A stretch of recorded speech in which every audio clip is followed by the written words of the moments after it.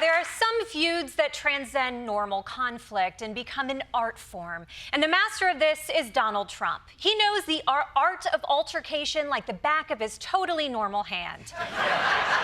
Trump's faced many worthy opponents: Hillary Clinton, laws, even his own neck, where he has a prolapsed pelvic floor.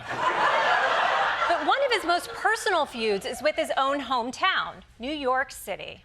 New York has a problem. This is now a city in decline. Filthy dirty. The job they do is horrible. It's become a crime-infested place. Mothers can't walk their children to the park without fear of being shot. It's a disturbing picture. Moms being stuck inside with their children all day. But Trump didn't always think New York was a New York 2. Back in the day, he thought it was an LA 10. I have a special interest in New York. New York City is a hot city. It's a great city. It's the greatest city in the world. There's a greater energy in New York. There's a greater verve or a greater drive. New York City is the hottest city in the world right now. You know, I happen to be the biggest developer in the hottest city, so that's a very cool thing. That's right. Not that long ago, Trump wanted to bang New York right in the Holland Tunnel. Sure, it wasn't a perfect relationship. There was the time in the 80s when Trump tried to evict his rent-controlled tenants. Then there was the time he wrote a letter to the mayor complaining that hot dog vendors were, I shit you not, splattering ketchup and mustard on the sidewalk. To be fair, it was a travesty. Sidewalks are a sacred space where New Yorkers go to the bathroom.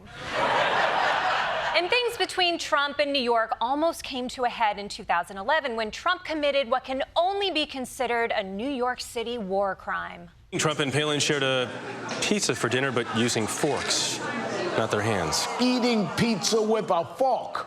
A fork. No real New Yorker does that. Trump, what the fuck is wrong with you?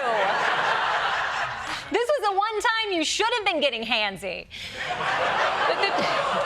But the true turning point was when Trump decided to run for president, and he was confident that New York City would back their hometown hero. Don't forget, Hillary, she's not a New Yorker. I'm a real New Yorker, folks. You will never get more of a New Yorker if you want a president than you're getting with me. Technically, this was true. Trump lived in Manhattan. He's always sleep deprived, and he's in dire need of therapy. It doesn't get any more New York than that. So surely New York would back one of their own. Hillary Clinton received nearly 79% of the vote here. Donald Trump, 18%. 18% in your home city? Only New York's worst enemies poll that low. The Boston Red Sox or King Kong or any New York City apartment on any TV show. Monica Geller, get the out of here with your huge open floor plan, okay?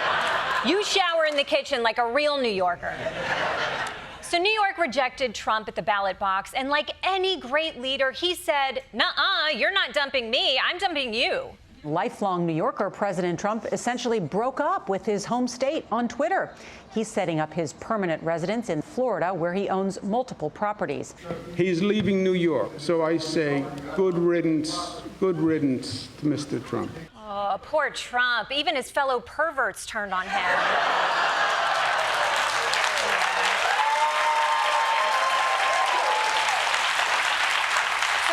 Trump left New York for the safety of his survivalist bunker/golf resort, but he left behind his dearest loved ones, by which I mean his buildings.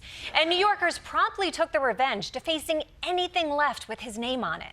The Trump Soho in Manhattan is cutting ties with the president's organization and dropping the Trump name altogether. Residents at 3 New York City luxury apartment buildings are getting rid of their Trump signs and branding. There you have it. His name, his gold name, comes down. That's right. New York was redacting Trump's name from things before it was cool.